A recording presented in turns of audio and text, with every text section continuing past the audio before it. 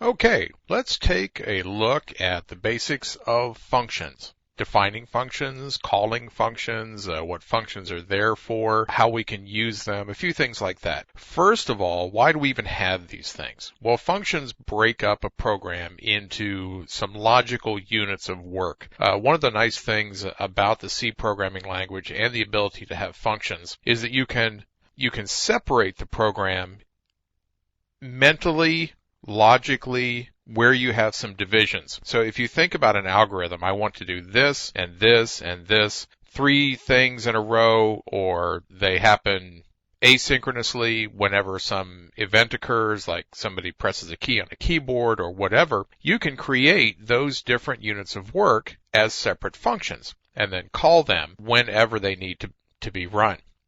This also allows the development team to work separately. The development team can be spread around the world, which many are these days, and each part of the team can work on one or more functions, which then come together into a module, and then all of those modules come together into the entire application or program that's going to be released. Functions also allow you to independently test each of the functions. The lower and deeper into a program, the finer and finer small functions you can test, the better off you're going to be. It's absolutely wrong to try to inspect in quality at the end of the job and try to test the whole big application at once. You need to test all of the individual small functions. You need to understand what is everything that could go into a function, what is everything that could come out of it, and then you can write a small calling program that can call the function with every possible input and every possible testing for every possible output, and you understand if the function really works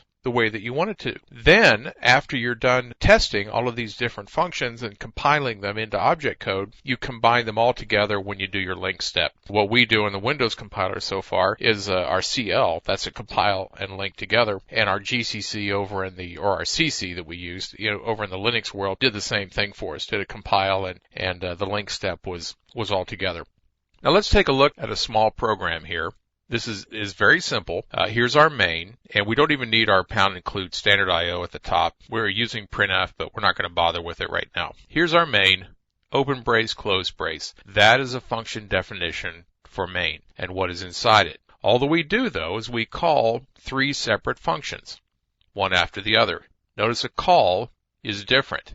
Here we have main, open and close paren, no semicolon, and then an open brace. So we're defining what's in main. Here in Func1, open and close parentheses, open and close paren, and a semicolon. So that makes this a statement. So we are calling or executing function 1. So statement of execution, processing will come down here to Func1 wherever it happens to be defined. Func1 is being defined down here with our open brace and close brace, and here's the contents of function 1. This is the statement called return, and I think we looked at this just a little bit before, but nothing in any detail. Return says to send back to the caller the value that's over here after a piece of white space. Printf, we already know that function a little bit. Printf will return a number, which is the number of characters that it outputs when it does its job. So this just allows us to return a value. We're not going to do anything with it. We're not catching the value up here or anything like that. We're just printing out I am function 1, a new line. That's the end of the statement. That's the end of the function right there. And our processing comes up to here. Function 2 gets called and executed.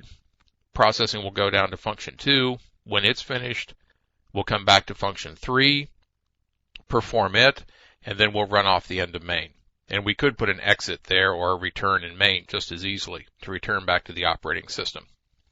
Now what I want you to do is to stop the video here in just a second, and I want you to go create this small program. I called it func1.c, and I want you to create a func2 and a func3, just like this, right below your definition of func1, and make them do the same thing.